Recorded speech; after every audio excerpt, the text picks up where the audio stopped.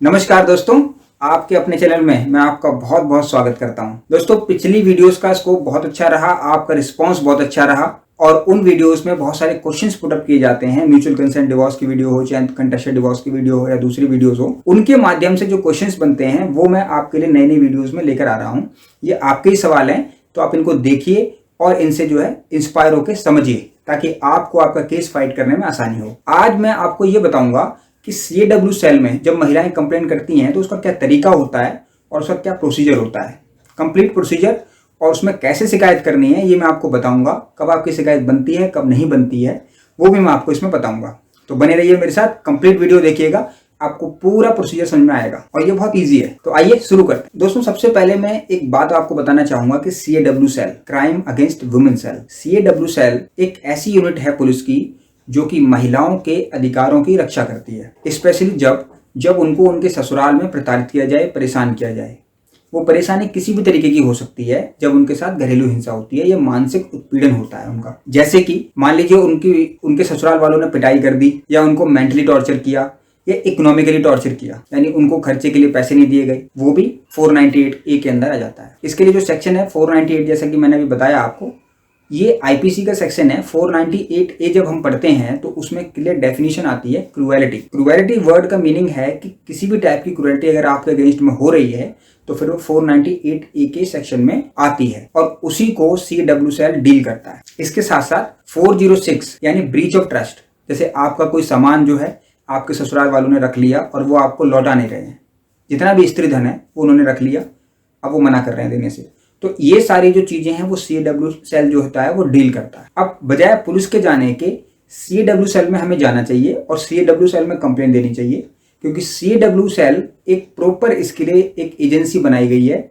जो कि काउंसलिंग के जरिए इन मैट्रिमोनियल डिस्प्यूट्स को सुलझाते हैं और उनका सुलझाने का रेट बहुत अच्छा है और वो इस चीज को सुलझा भी देते हैं। दोस्तों, अब मैं आपको बताता हूं कि एक्चुअल में वहां पर प्रोसीजर फॉलो कैसे होता है। सबसे पहले एक कंप्लेंट हमें बनानी होती है और वो कंप्लेंट में ये चीजें लिखनी होती हैं। अगर आप डेट वाइज लिखें तो बहुत अच्छा रहता है, और सारी चीजों को लिखते हुए आपको वो कंप्लेंट बनानी है CAW सेल के नाम पर। देखिए, दिल्ली जैसे शहरों में जो मेट्रो सिटीज होती हैं, इनमें ACP CAW सेल हेड होते हैं, उनको ही आपको जो कंप्लेंट है उसको एड्रेस करना है। मान लीजिए आपको कंसर्न ऑफिसर का नहीं पता है, यानी ACP हेड का नहीं पता है, तो आप डायरेक्ट CAW सेल के नाम पर भी वो कंप्लेंट दर्ज कर सकते हैं और वो कंप्लेंट लिख सकते हैं। जब आप वो कंप्लेंट लिखेंगे तो आप उसको बाय पोस्ट या फिर जो है आप जाके भी उसको रिसीव करा सकते हैं और थोड़े दिन के बाद आपकी कंप्लेंट पे कार्रवाई स्टार्ट हो जाती है। मान लीजिए आपको मालूम ही नहीं है कि CAW सेल आपके एरिया में कहाँ है या आपको कहाँ जाना चाहिए, तो उस कंडीशन में आप 100 नंबर पर भी कॉल करेंगे तो वो भी आपको असिस्ट करेंगे। उसके अलावा भी अगर आपको नहीं मालूम है तो आपके एरिया में जो नियर बाय थाना होता है, आप वहां जाकर भी कंप्लेंट दर्ज करेंगे तो वो भी आपकी कंप्लेंट पे सुनवाई करेंगे। अब कई बार क्वेश्चन ये उठता है कि हमने कंप्लेंट तो बना ली, लेकिन जब SHO को देने गए या फिर थाने में देने गए तो उन्होंने लेने से इनकार कर दिया। ऐसा जनरली सुनने में आता है, हालांकि वो ऐसा नहीं कर सकते और करते भी नहीं है, लेकिन ऐसा सुनने में आता है। तो उस सूरत के अंदर आपने करना क्या है कि आप स्पीड पोस्ट के जरिए भी वो कंप्लेंट उनके आला अधिकारी या फिर SP को, DSP को, आप DCP को दिल्ली जैसे शहरों में, या फिर कमिश्नर ऑफ पुलिस को भी वो कंप्लेंट फॉरवर्ड कर सकते। वैसी सूरत में आपकी कंप्लेंट पर कार्रवाई होने के चांसेस ज्यादा रहते हैं। जब वो कंप्लेंट दर्ज हो जाती है तो उसके बाद आपको CAW सेल बुलाया जाता है और CAW सेल बुलाने के बाद वहां पर आपसे सबसे पहले ये पूछा जाता है कि आपका उत्पीड़न हुआ कैसे, यानी एक ब्रीफ नोट्स आपसे लिया जाता है। जब ये सब कार्रवाई हो जाती है तो जिनके खिलाफ भी आप शिकायत करते हैं, जैसे आपके पति हो गए या इन लॉज हो गए या रिलेटिव्स हो गए, तो जिन ने भी आपके प्रति क्रूरता की है उनके अगेंस्ट में वो सम्मन इशू करते हैं या फिर कहीं नोटिस इशू करते हैं और उनको काउंसलिंग के लिए बुलाया जाता है। जब काउंसलिंग के लिए बुलाया जाता है तो फिर काउंसलिंग होती है, उस मैटर को सुलझाया जाता है। अगर काउंसलिंग फेल हो जाती है किसी भी वजह से तो उस कंडीशन में इस मैटर को थाने में रेफर कर दिया जाता है FIR के लिए, और उसमें सेक्शन 498A, 406 और 34 सेक्शन में अगर एक से ज्यादा हैं तो इस सेक्शंस में आपकी कंप्लेंट और FIR दर्ज हो जाती है। तो FIR हो गई यानी मुकदमा दर्ज हो गया। अब इसी में एक डाउरी प्रोहिबिशन एक्ट है, तो डाउरी प्रोहिबिशन एक्ट में भी अगर आपके अगेंस्ट में डाउरी की एलिगेशन है, यानी दहेज आपसे मांगा जा रहा है और उस चीज के लिए प्रताड़ित किया जा रहा है, तो उसकी भी इसके अंदर सेक्शन ऐड कर दिए जाते हैं। तो ये कंप्लीट जो होता है एक ओवरव्यू है CWSL सेल का काम करने। अब दोस्तों जैसे मैंने कहा कि आप शिकायत कैसे करते हैं, तो नेक्स्ट पॉइंट है शिकायत कैसे करें। अब दोस्तों जैसे मैंने बताया कि शिकायत कैसे करते हैं, तो आप 100 नंबर पे कॉल कर दीजिए, SHO को कॉल कर दीजिए, या SHO को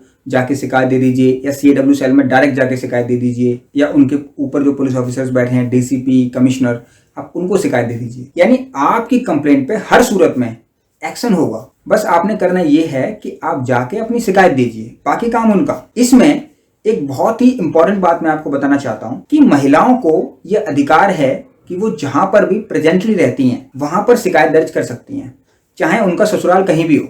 अब फॉर एग्जाम्पल के लिए मैं आपको बताता हूं, मान लीजिए किसी का ससुराल पंजाब में है और वो महिला दिल्ली में रहती है, तो वो महिला दिल्ली में अपनी शिकायत दर्ज कर सकती है। ये सहूलियत केवल महिलाओं को दी गई है, इसलिए दी गई है ताकि कि वो ट्रैवलिंग में परेशान ना हो, क्योंकि उनके पास मीन्स उपलब्ध नहीं होते।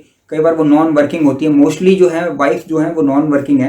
हालांकि कुछ वाइफ हैं जो वर्किंग भी हैं, बट मोस्टली जो है नॉन वर्किंग होती हैं। इसलिए सभी को मिला करके वो एक प्रोसेस बनाया गया है कि जहां पर भी महिला रहती है वो वहीं पर कंप्लेंट को दर्ज कर सकते। तो ये मैंने जैसा कि एक ओवरव्यू आपको दिया कि वहां पर एक चिट्ठी भेजी जाएगी और फिर वहां से जब आपके ससुराल वाले आएंगे उनके साथ बैठा के काउंसलिंग की जाएगी। काउंसलिंग से बात सुधरती है तो ठीक है, नहीं सुधरती है तो उसको फिर FIR के लिए भेज दिया जाता है। तो ये एक CWSL सेल का कंप्लीट ओवरव्यू और एक प्रोसीजर होता है। CWSL से रिलेटेड कोई भी आप क्वेश्चन पूछेंगे तो आप कमेंट बॉक्स में लिख दीजिएगा, मैं उसका आंसर आपको दे दूंगा।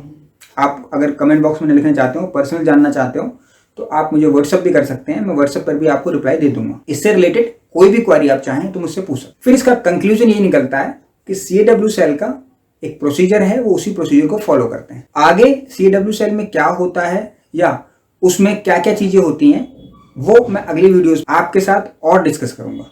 तो आप देखिएगा इस चैनल को, आपके अपने चैनल में बने रहिए। वीडियो अच्छी लगे तो लाइक जरूर कीजिएगा। नमस्कार।